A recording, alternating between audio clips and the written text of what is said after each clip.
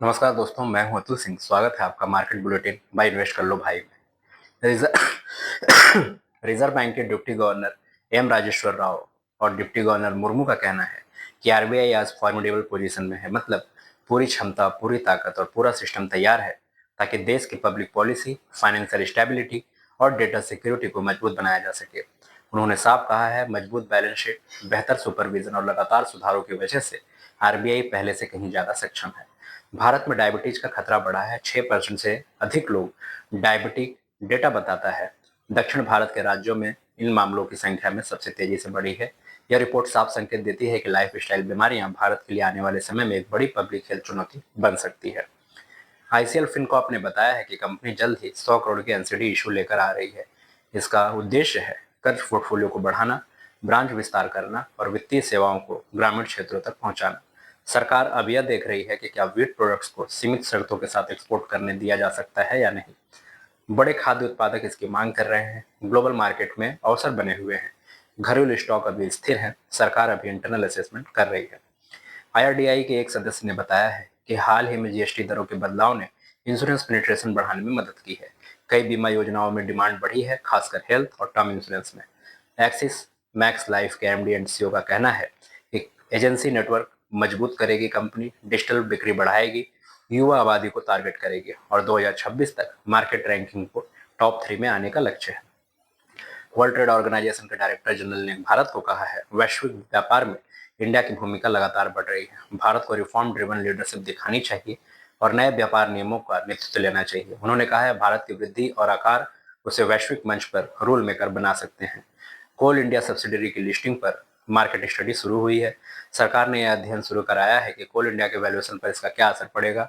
क्या नई सब्सिडरी को अलग से लिस्ट करना सही होगा और कोयला क्षेत्र में निजी निवेश कैसे आकर्षित किया जा सकता है।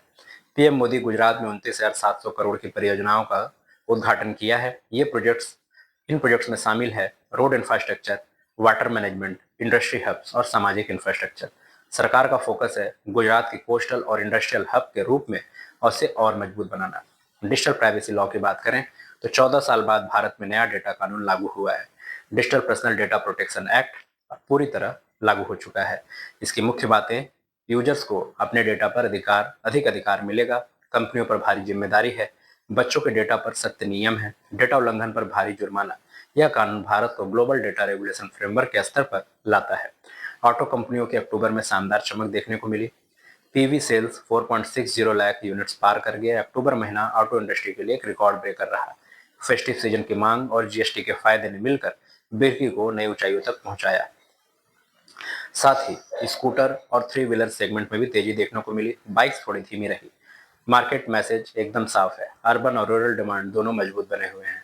टाटा मोटर्स का प्राइवेट व्हीकल मुनाफा डिमर्जर के चलते बढ़ा है। जीएलआर की कमजोरियों का थोड़ा असर तो दिखा है। कंपनी ने कहा है, कंसोलिडेटेड रेवेन्यू बढ़कर 76,170 करोड़ पहुंचा। मार्जिन में सुधार, लेकिन जीएलआर के साइबर अटैक से प्रोडक्शन अस्थायी रूप से प्रभावित। डोमेस्टिक पीवी बिजनेस एकदम मजबूत गति में। डिमर्जर ने भरोसा बढ़ाया है। आईएससीएल ने स्पर्श इंफ्रा में 51% की हिस्सेदारी खरीदी है। वेलनेस बिजनेस में बड़ा दाव। डील का आकार 240 करोड़ रुपया। नया वेलनेस ब्रांड भारत के प्रीमियम टीयर 2 और प्रीमियम 3 सर्वर में टारगेट करेगा। कोविड के बाद वेलनेस में जबरदस्त डिमांड देखने को मिली है। आईएससीएल उसी लहर को पकड़ रहा है। लाइफस्टाइल कंपनियों की चेतावनी।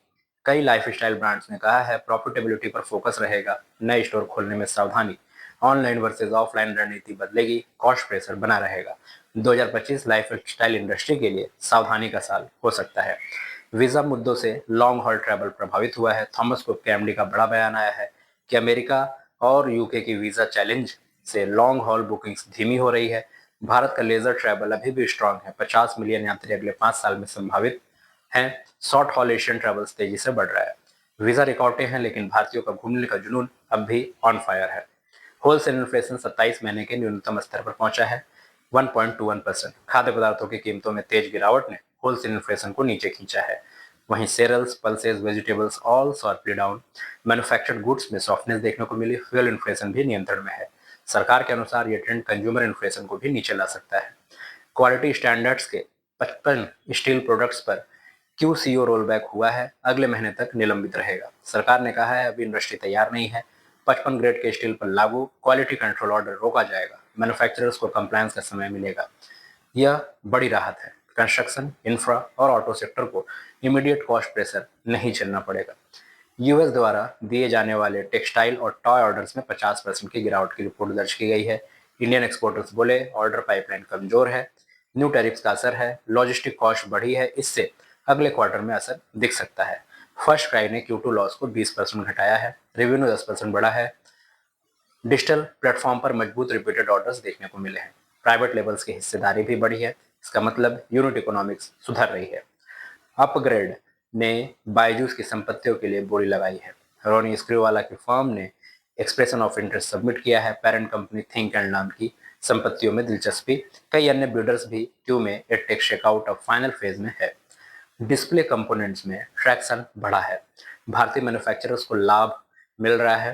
प्रोडक्शन लिंक डिमांड, स्मार्टफोन और टीवी सेगमेंट की सस्टेन डिमांड से घरेलू इकोसिस्टम का फायदा हो रहा है।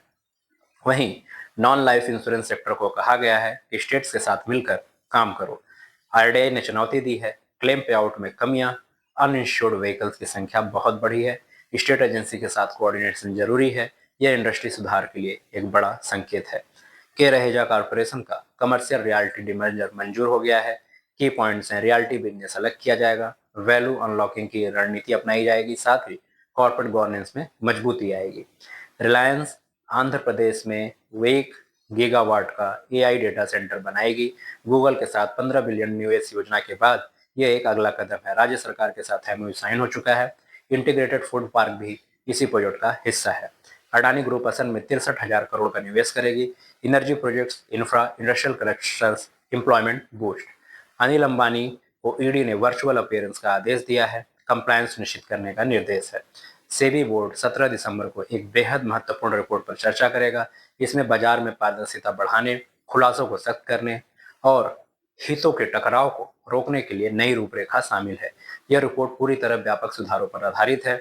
बोर्ड उसी दिन अंतिम निर्णय देगा। इसका उद्देश्य है निवेशकों को सुरक्षा, गलत सूचनाओं पर लगाम और कॉर्पोरेट शासन को मजबूत करना। बाजार में लगातार 5वें दिन तेजी देखने को मिली। बिहार चुनाव परिणाम का असर देखने को मिला। स्टॉक मार्केट तेजी बरकरार रखी। बिहार चुनाव के स्पष्ट परिणामों और राजनीतिक स्थिरता ने निवेशकों का मनोबल बढ़ाया है। स्मॉल कैप और मिड कैप में खरीदारी देखने को मिली। बैंकिंग और कैपिटल गुड्स में जोरदार रुझान। विदेशी निवेशकों में भी सकारात्मक संकेत मिला है। पाइन लैब्स का शेयर आज लगभग 14% उछाल के साथ बंद हुआ। डिजिटल पेमेंट सेक्टर में कंपनी की मजबूत पकड़, संस्थागत निवेशकों की बड़ी दिलचस्पी, बाजार का विश्वास, कंपनी का विस्तार और विदेशी वृद्धि योजना। निवेशकों के लिए चुनौती, ग्रेविटी डिफाइंड स्टॉक से सावधान रहें। विशेषज्ञों ने चिताया है कि ऐसे शेयर जिनमें बिना किसी आधार के तेज उछाल दिख रहा है, उनसे निवेशकों को सतर्क रहना चाहिए। कई शेयर अपनी वास्तविक कीमत से बहुत ऊपर हैं। नियामक निगरानी बढ़ सकती है। नए निवेशकों को बिना शोध के प्रवेश करने से बचने की सलाह है। आरबीआई का बड़ा निर्यात राहत पैकेज आ रहा है, जहां भुगतान आसान होगा, समय सीमा बढ़ेगी। भारतीय रिजर्व बैंक ने निर्यातकों की मुश्किलें कम करने के लिए एक व्यापक राहत पैकेज जारी किया है, जिसके मुख्य बिंदु हैं निर्यात राशि की प्राप्ति की समय सीमा बढ़ाई जाएगी, बैंकों को क्रेडिट एक्सटेंशन की अनुमति मिली है, दस्तावेज जमा करने की समय सीमा आसान की जाएगी, फॉरेक्स उतार चढ़ाव से राहत देने का विकल्प भी निकाला जाएगा। इसका उद्देश्य अंतर्राष्ट्रीय व्यापार में आई अनिश्चितता को कम करना है। भारत का कोरिया से आग्रह है कि निवेश और जहाज निर्माण के लिए तकनीकी सहयोग। भारत ने कोरिया से कहा है तेल टैंकरों के निर्माण, इंजीनियरिंग डिजाइन और भारी जहाजों की तकनीकी में भारत को सहयोग दे। भविष्य में ऊर्जा सुरक्षा की जुड़ी आवश्यकता है। भारत में शिप बिल्डिंग क्षमता बढ़ाने की योजना है। कोरियाई कंपनियों के लिए एक बड़ा बाजार है। खास स्टील उत्पादों पर राहत मिली है। 55 उत्पादों के क्वालिटी कंट्रोल नियम अस्थायी रूप से हटाए गए हैं। सरकार 55 स्टील उत्पादों को लागू कड़े क्वालिटी कंट्रोल आदेश अस्थायी रूप से हटाने का विचार कर रही है। इसका कारण है उद्योग जगत ने कहा है कई उत्पादों की सप्लाई कम है, आयात पर जरूरत से अधिक बाधाएं हैं। एमएसएमई सेक्टर पर दबाव, जल्द ही सरकार इन आदेशों पर अंतिम निर्णय देगी। इलेक्ट्रिक बस और ट्रक प्रोत्साहन FY27 तक बढ़ाए जा सकते हैं। केंद्र सरकार इलेक्ट्रिक बसों और इलेक्ट्रिक ट्रकों के लिए दी जाने वाली सहायता योजनाओं को FY27 तक बढ़ाने पर विचार कर रही है। राज्यों को इलेक्ट्रिक बसें चलाने की नई अनुमति, ट्रक खरीद में विरोध प्रोत्साहन, ईवी परिस्थितियां तंत्र को अगले 3 सालों में और मजबूत करना है। भारत और कनाडा कूटनीति विवाद के बाद व्यापार सुधार की दिशा में आगे। कनाडा और भारत के बीच चल रहे तनाव के बाद अब दोनों देश व्यापार सुधार की दिशा में आगे बढ़ रहे हैं। क्रिटिकल मिनरल्स पर सहयोग, शिक्षा व कौशल कार्यक्रमों में साझेदारी, कृषि और ऊर्जा क्षेत्र में संयुक्त परियोजनाएं। नवंबर दिसंबर के बाद खाद की मांग पूरी करना चुनौती हो सकती है। खाद जैसे यूरिया, डीएपी की बिक्री नवंबर के पहले सप्ताह में दोगुनी से अधिक रही। रबी सीजन में बुआई तेज है। कई राज्यों में स्टॉक दबाव, सरकार सप्लाई चेन की निगरानी बढ़ा रही है। सोयाबीन और सोया मिल कीमतें बढ़ी हैं। ईयू की नई नीतियों से दबाव आया है। सोया मिल निर्यात महंगा होने से यूरोपियन संघ की डिफॉरेस्टेशन कंप्लायंस नीति के कारण निर्यातक दबाव महसूस कर रहे हैं। महाराष्ट्र में सोयाबीन की कीमतें बढ़ी हैं। किसान बेहतर एमएसपी जैसे खरीद की तैयारी में, सरकार प्राइस सपोर्ट स्कीम लागू करेगी। उद्योग जगत में सिंथेटिकली जनरेटेड इन्फो रूल्स पर चिंता जताई है। सूचना प्रौद्योगिकी उद्योग ने सरकार को बताया है कि नई ड्राफ्ट एआई नियमावली से नवाचार धीमा पड़ सकता है। स्टार्टअप पर अनुपालन का दबाव बढ़ेगा। रचनात्मक उद्योगों को बाधा पहुंच सकती है। उद्योग का कहना है कि नियमों को उचित, संतुलित और स्पष्ट रूप से ढालने की जरूरत है। कॉर्पोरेट जगत में अब इंडस्ट्री आउटसाइडर हायरिंग तेज हो रही है। कंपनियां चाहती हैं कि नए सीएक्सओ पुरानी कार्यशैली को चुनौती दें। डिजिटल व्यवसाय, सप्लाई चेन, टेक्नोलॉजी और ब्रांडिंग में अनुभवी बाहरी प्रतिभाओं को प्राथमिकता दी जा रही है। बहुत सी कंपनियां परंपरागत भूमिका से हटकर रचनात्मक सोच अपना रही हैं। तो दोस्तों, यह था आज का बुलेटिन, जिसमें हमने कवर किया सेबी की 17 दिसंबर बैठक से लेकर आरबीआई राहत पैकेज तक, स्टील नियमों में ढील, ईवी प्रोत्साहन, सोयाबीन बाजार, खाद की मांग और भारत इंक की नई हायरिंग रणनीति। मैं हूं अतुल सिंह। फिर मिलते हैं मार्केट बुलेटिन बाय इन्वेस्ट कर लो भाई। Thank you.